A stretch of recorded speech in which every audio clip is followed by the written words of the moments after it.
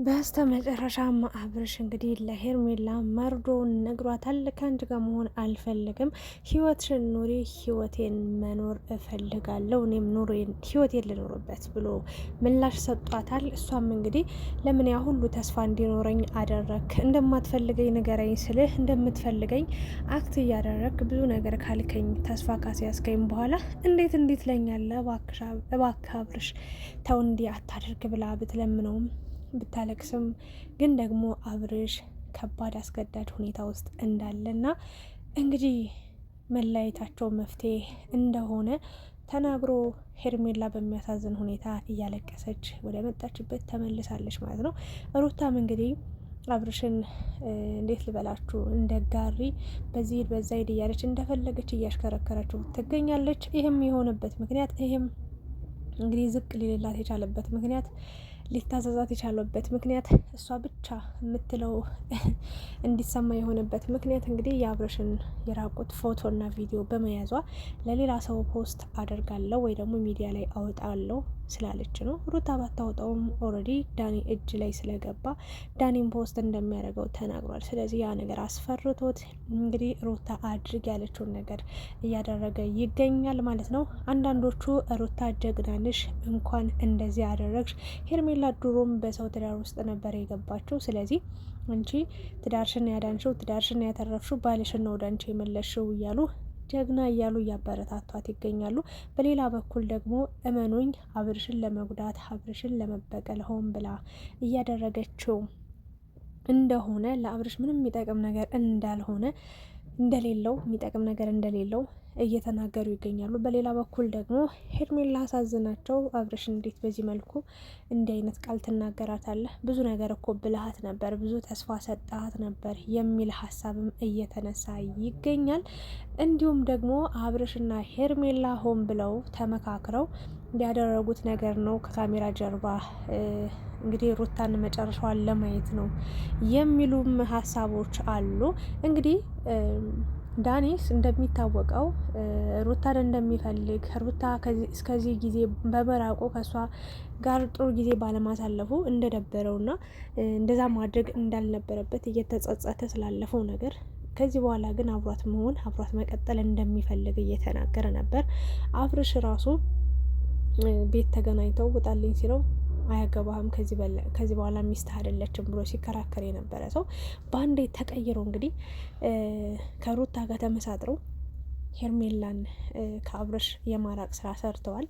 እንዲሁም ደግሞ አሁን ሚስጥር ይዞበት እንግዲህ እያሰቃየው ይገኛል። ይሄ ከምን አንጻር ሊሆን ይችላል የሚለው ነገር እንግዲህ ግልጽና ግልጽ ነው።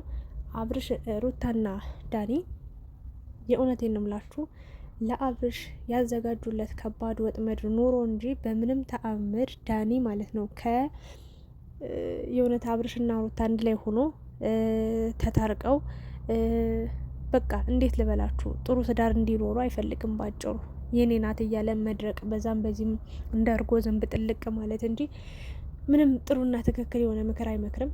እንግዲህ አብርሽና ሄርሜላ ሰላም በነበሩበት ታይም መጀመሪያ መጥቶ ነገር የቆሰቆሰው እሱ ነው። ሩታ ያው መፍቷ ነው። ያው ባሏን የወሰደችባትን ሴት መናገሯ፣ መጨቃጨቋ፣ መጣላቷ ክፋት የለውም ወይም ደግሞ ይሄ የተለየ ነገር አይደለም። ማድረግ ያለባትን ነገር አድርጋለች። ግን ነገሩ የሰፋው አብርሽ ዳኒ ከመጣ በኋላ ነው። እንግዲህ በጣም እንደሚያውቃት እንደሚወዳት እንደምትወደው ወደ ውጭ ይዘኝድ አንተ ትሻለኛለህ ከአብርሽ ብላ እንደነገረችው ነው እንግዲህ ከዚህ በፊትም ብዙ ጓደኝነት ብዙ ርቀቶችን እንደተጓዙ እየተናገረ የሚገኘው ግን ደግሞ ሄርሜላ እዛ ውስጥ እንደሌለችበት ምንም ነገር እንዳላረገች በምንም አይነት ተአምር እንግዲህ ከዳኒ ጋር ምንም ነገር እንደሌላቸው እየተናገረች ትገኛለች። አብርሽም እንግዲህ ይህንን ነገር ጊዜ ቢፈጅበትም አምኗል፣ ተቀብሏል። ምክንያቱም ዳኒ እያስመሰለ ነው የውሸቱን ነው በማለት ማለት ነው።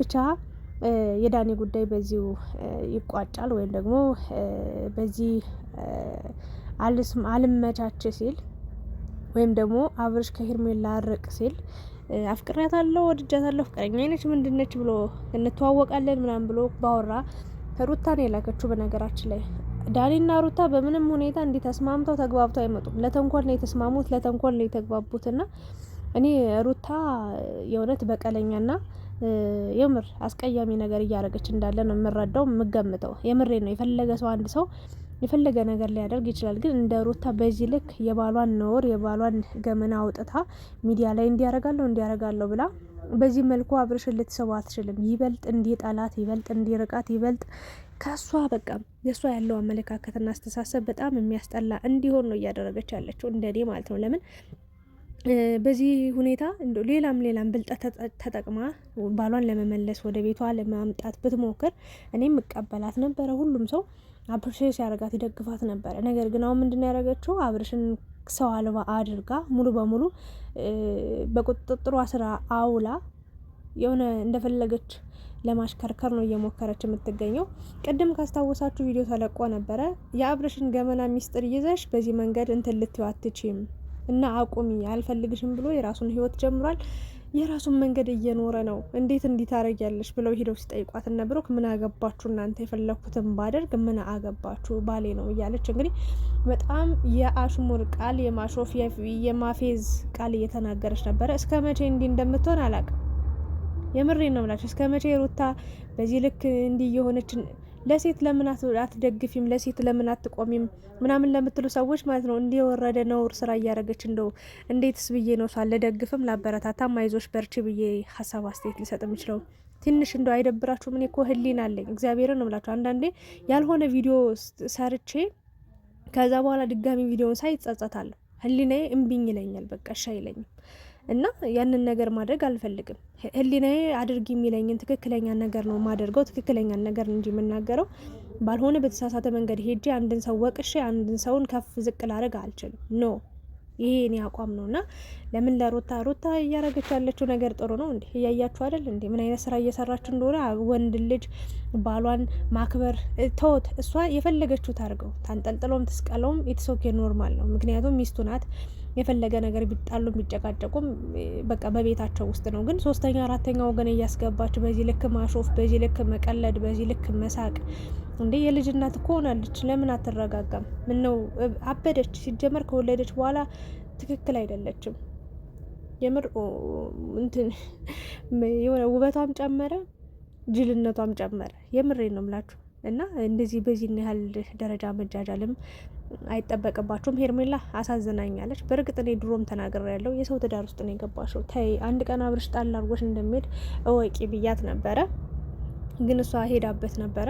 በስተ መጨረሻም እንግዲህ ዛሬ ከህይወቴ ውጭልኝ ብሏታል በሩታ ፊት። ሩታም እንግዲህ እንዲተቃቀፉ እንዲሳሳሙም አልፈለገችም። የሚገርማችሁ በጣም እየተናደደች እየቀናች ነበረ።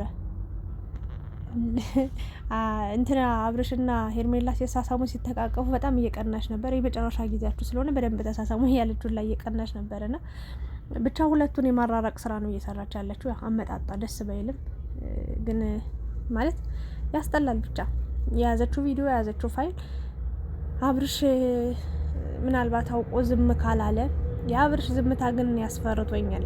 የምሬን ነው ምላችሁ ማለት ነው። ከሩታ ድርጊት ይልቅ የአብርሽ ዝምታ ያስፈራል። አንዳንዴ ዝም ያለ ሰው በጣም ከባድ ነው። መናገር የጀመረ ጊዜ አፉን መክፈት የጀመረ ጊዜ በጣም ሀርድ ነው የሚሆነው። እና ሄርሜላም እንግዲህ አልቅሳ የእውነትን ነው ወይ ንገረኝ፣ በቃ ተስፋ አልቆረጠችም እያለችው አንገቱን ደፍቶ እንግዲህ ተገድጄ ነው ምንም ማድረግ አልችልም ፈልጌ አይደለም እያላት ነው የሚገኘው። ግን አብርሽ የሩታን መጨረሻ ማየት ፈልጎ ይመስለኛል። እስከ መቼ ነው እንዲህ የምታረገኝ? የተቀበለችኝስ ና ያለችኝስ የእውነቷን ነው ወይንስ ደግሞ እያስመሰለች ነው የሚለው ነገርም በጣም እንትን እያለው ስለሆነ በቃ ለማወቅ ለማጣራት እየሞከረ ነው ያለው። ዳኒ ማቀጣጠል ነው ስራው ታውቃላችሁ። ክብሪት ነገር ነው እና በጣም አስጠሊታ ነገር ነው የተፈጠረው። ሩታ በጣም ሙድ እያያዘችበት ነው አብርሽ ላይ፣ በጣም እየቀለደችበት ነው፣ በጣም እያሾፈችበት ነው። ግን አብርሽ የነቃ ጊዜ እኔ እንጃ ለሩታ በጣም እፈራለሁ። እና ሄርሜላ ደግሞ እኔ ልነግርሽ የምችለው ነገር አብርሽ በእርግጥ ዛሬ እንዲህ ያልካት እንዲህ የምትልበት ጊዜ ቅርብ አልነበረም። በእርግጥ እንዲህ ማለት ጥሩ ነው ብዬ ነው የማስበው። እኔ ከካሜራ ጀርባ ሄርሜላና አብርሽ ተነጋግሯል ለሚለው አይመስለኝም፣ የተነጋገሩ አይመስለኝም። ይህንን ነገር ያላት ሩታ እንዳስገደደችው ግልጽ ነው። ግን ደግሞ ይህንን ቃል ማውጣቱ ለሄርሜላ በጣም አሪፍ ነው ብዬ ነው የማስበው። በጊዜ ራሷን ኑሮ ትጀምር፣ በጊዜ ወደ ራሷ መንገድ ትግባ።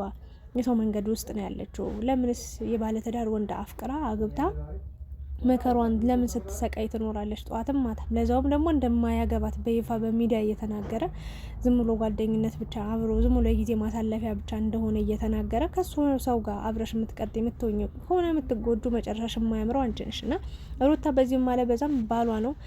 ደካማ ጎኑን ጠንካራ ጎኑን ታውቃለች። ነገ ወደ እሷ መውሰዱ አይቀርም። ግን ሩታ በጣም ኦቨር አክት እያረግሽ ነው። እኔ እንጃ ከድርጊትሽ ብትቆጠቢ፣ ያልሆነ ነገር ከማድረግሽ ብትቆጠቢ፣ ባሌ ነው ብለሽ ነገር አቅፈሹ የምትተኘውን ገላ አደባባይ ላይ አውጥተሽ ባታሰጪ። ሲጀመር መፍትሄ የለሽም። አታደርጊውም። ሲጀመር አውቀሽ አብርሽን ለመያዝ አብርሽን ለማስፈራራት ነው። እና አብርሽ ደግሞ ወንድ ነህ ወንድ አይደለ እንዴ ለምን ይፈራል ምናምን እያለች ነበር። እያስፈራራሽ ነው፣ ፈርቶች ነው እንዲያደረገው። እና አንድን ሰው ደግሞ ሲሏት ቅድም በቃ ወንድ አይደል እንዴ እንዴት ይፈራል ምናምን እያለች ነበር። እና ሰውን በቃ አስገድዶ ከኔ ጋር ሆነ እኔ ጋር ኑር ከኔ ጋር እንዲዚህ በል አይባልም፣ ሊሆንም አይችልም። እና ይሄ እስከ መቼ ሩታ በዚህ ሁኔታ ልትቀጥል እንደምትችል አላቅም። ብቻ ግን እንግዲህ የሚሆነውን ዝም ብሎ ከማየት ውጭ ሌላ ነገር ምን ይደረጋል። ሄርሜላ አሳዝናኛለች እውነት ለመናገር አብርሽም እንደዛው። መጨረሻውን እንግዲህ አብረን የምናየው ይሆናል። እናንተስ ምን አሰባችሁ? ምን ተሰማችሁ? ምን አይነት ሀሳቦች አሏችሁ? እኔ የእውነት ለመናገር ሩታ እንዲህ እያደረገችው ያለችው ነገር መጀመሪያ በቃ ሀሳብ አጣ ነበር። ምን ማድረግ አለብኝ ብላ ከዳኒ ጋር ነው የመጠጡንም ጉዳይ ሁሉንም ነገር በቃ ያቀሳሰሩት። እሱ ማቀጣጠል ነው ስራው እና እሱ ነው ይህንን ነገር ሁሉ እንድታደርግ ያደረጋት እንጂ አዝኖላት አስቦላት አይደለም። ኔቨር ኤቨር ዳኒ እንደዚህ አይነት ነገር አያደርግም። ለማንኛውም ሩታ ከተንኮል ከቂም ከጥላቻ ከበቀል ወጠሽ የተረጋጋ ህይወትሽን ሰላማዊ ኑሮን ብትኖሪ የተሻለ ነው ብዬ ነው ሀሳብ የምሰጠው። ከአብርሽ ጋር ባትለያዩ እኔ ምኞቴ ነው። እግዚአብሔርን እስከ መጨረሻው አንድ ላይ ብትሆኑ። ምክንያቱም ያው ዋጋ የከፈልሽውን የመጣሽበትን መንገድ በደንብ አድርጌ ስለማቅ፣ አብርሽም የመጣህበትን የከፈልከውን ዋጋ በደንብ አድርጌ ስለማቅ እንዲህ በቀላሉ የሚፈርስ ነገር አይደለም የገነባችሁት ነገር። ልጃችሁን በሰላም አሳድጉ። የወረደ የሚያስጠላ ከባህል ከሃይማኖት ከኢትዮጵያዊነታችን ያፈነገጠ አላስፈላጊ የሆነ ነገር ባታደርጉ የተሻለና ጥሩ ነው ብዬ ነው የማስበው። አመሰግናለሁ።